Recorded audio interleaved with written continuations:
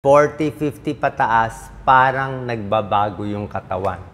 Parang nangihina yung katawan. Minsan di mo mapapansin. Medyo iba na mararamdaman mo eh. Parang hingal na pag umaakyat. Bakit parang mas nagsasag yung muka, pati yung kamay humihina. Ano ba nangyayari? Bakit mas walang balance, mas mahina na mag-isip, mas hirap na huminga? Ano ba nangyayari sa katawan? I-explain natin. Tapos bibigay ko sa inyo yung mga tamang pagkain, yung mga dapat kainin para ma-maintain ang paglakas. Pag edad kasi 40, 50 pataas, talagang nangihina. Ang tawag dyan, sarcopenia. Yan, sarcopenia. Humihina talaga ang may edad. Hindi lang sa muscle, pati puso, pati baga, pati tiyan, lahat humihina. Pero very obvious yung muscle. Ito muscle ng paa natin. Okay? Ito yung anatomy. Ito yung mga muscle.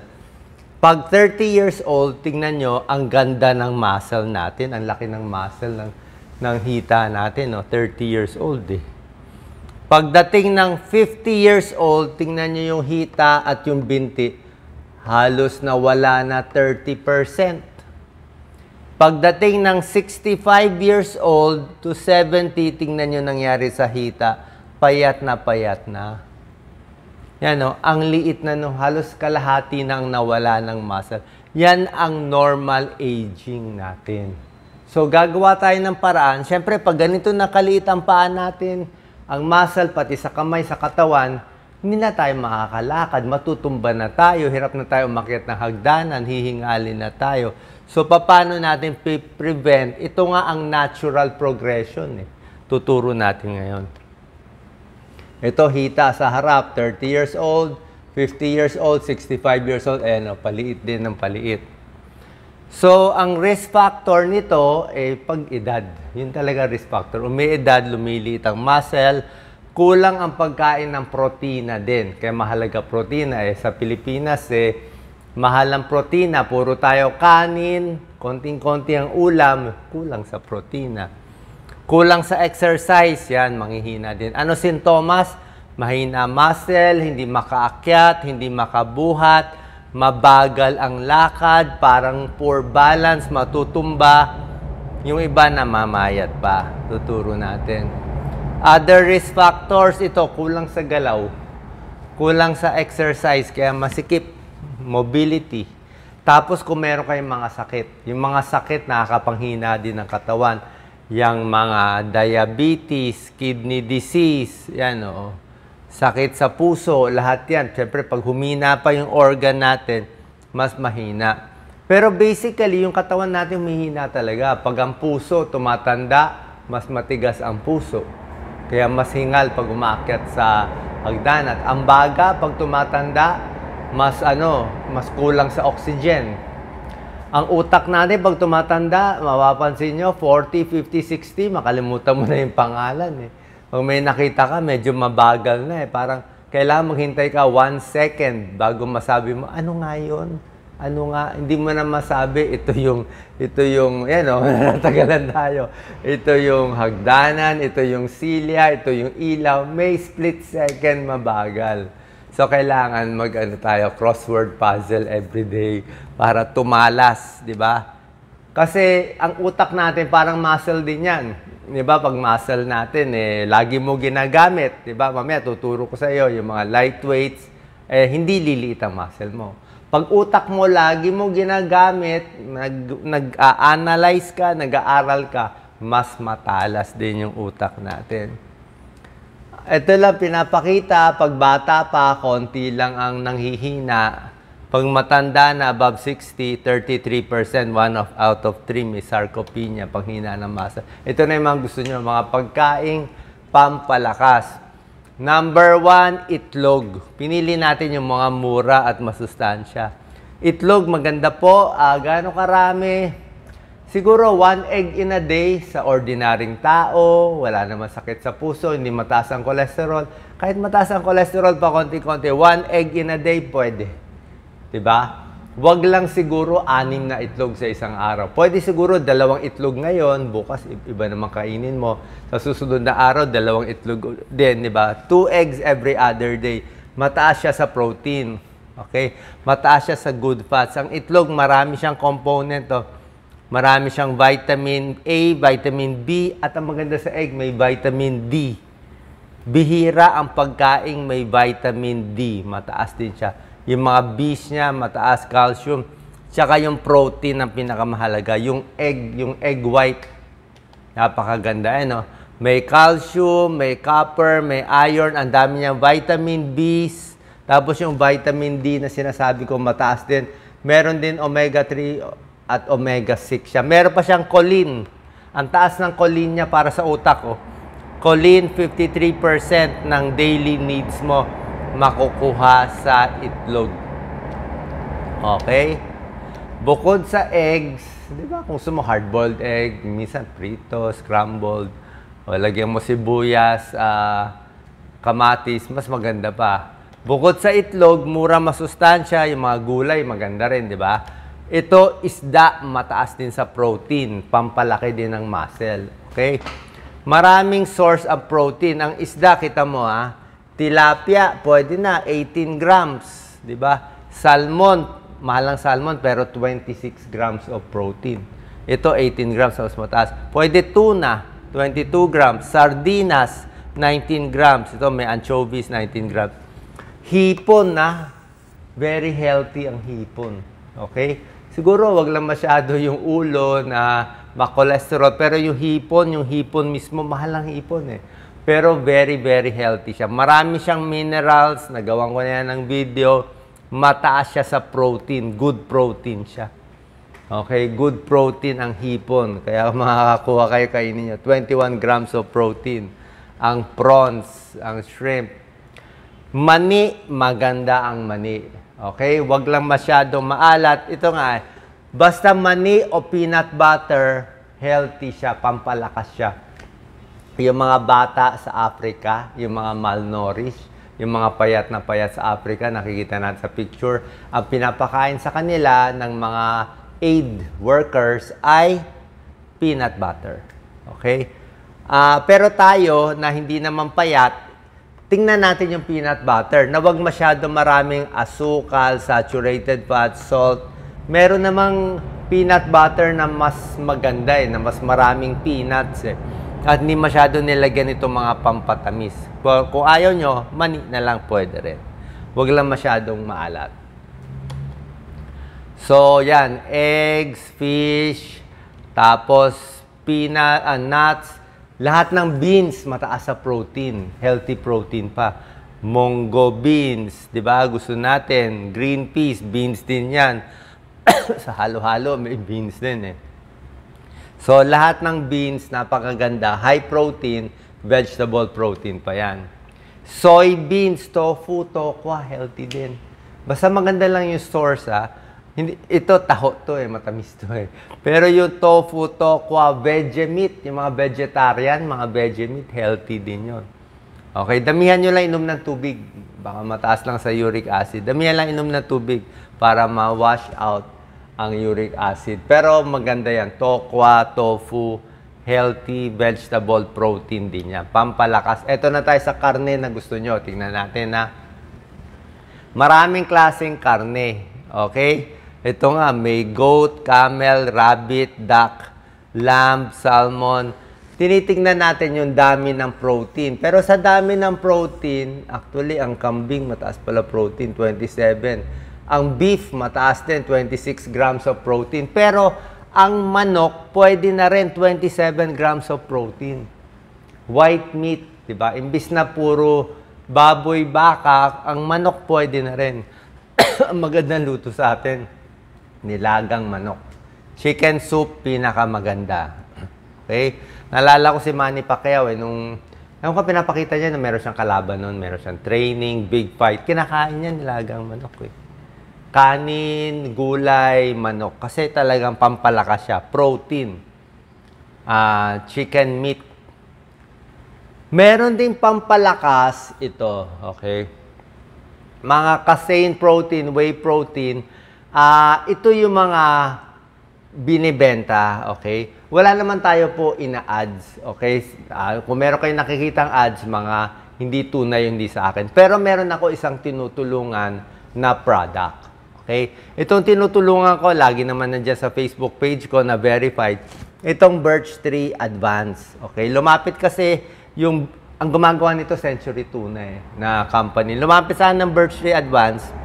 Sabi nila, at inaral ko rin nga, ito yung mas murang version ng mga mamahaling drinks pang senior, pampalakas.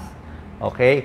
Palagay natin, ang alam namin, doktor, binibigay namin lagi. Sasabihin ko na lang sa inyo, wala naman akong problema sa ibang brands eh. Ang binibigay ng doktor, Ensure. Maganda Ensure. Malakas ang Ensure. Walang problema. Ituloy nyo kung gusto nyo. Glucerna, maganda. Marami yan eh. Ensure, Glucerna, at iba-iba pa. Ito lang Birch Tree Advance, mas mura lang siya. 50% cheaper, gawa locally, para lang sa hindi maka-afford ng mga ibang brands. Tapos, chinek naman nila, itong ganito kasing nutritional drink tulad ng Ensure, Birch Tree Advance, mga Glucerna, marami yan, makikita nyo. Meron pa mga ibang ibang mga products na mga pampalakas, yung mga pang-cancer patients, pang-TB patients, yung mga nire-reseta ng doktor. Ang maganda sa kanila, mataas sa protina. High protein sila talaga. Ayan, high protein. Tapos, kompleto sila lahat sa vitamins. Choline, taurine, L-carnitine, lahat ng vitamins and minerals. Hindi ka na kailangan mag-vitamin. Kaya nga yung mga malalang patients, cancer patients, payat na patients, o healthy patients gusto lumakas, pinapainom nitong mga drink, di ba? Lalo na yung na-stroke na, ay na kumain, sira lahat ng ipid, o yung iba naka-NGT pa. Ito yung binibigay nila. Ito yung binibigay nila. Okay, so okay ito lahat kung anong gusto nyo. Ito lang, tinutulungan ko lang isa kasi mas mura siya, baka mas makakainom yung kababayan natin, mas haba buhay. Tapos, ang sinabi ko sa kanila, huwag kang magbabayad sa akin kahit piso, di ako tumatanggap. Wala ko ina-endorse, isa lang, kayo lang ang sinusupport ko. Pero ang kapalit, mamimigay tayo sa mahihirap. So, nakaikot na kami 20 times, namimigay kami mga 2,000 na mga bags nito. Yan ang pinakabayad ko, tulong sa inyo. Siyempre, gusto natin pay it forward. Hindi ko naman kailangan pera nila. Naka-start sila. Usually, mahirap. Hindi naman makakabili talaga. At least, naka-start sila. Nakatulong ng 1 week, 2 weeks, nakainom sila. At may tulong na to sa kanila. At kung may kailangan nga sila, mas mura naman siya. Kasi local siya. Hindi siya imported. Okay?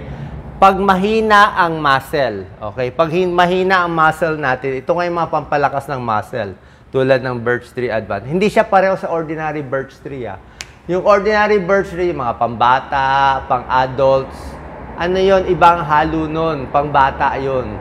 Ito talaga pang-senior, pang-matanda. Bagay sa matanda, maraming omega-3 para sa puso ng pantanda, meron siyang whey protein, kasi protein, pang-palakas ng muscle. So, maraming calcium, pang matanda din, mahina na ang buto.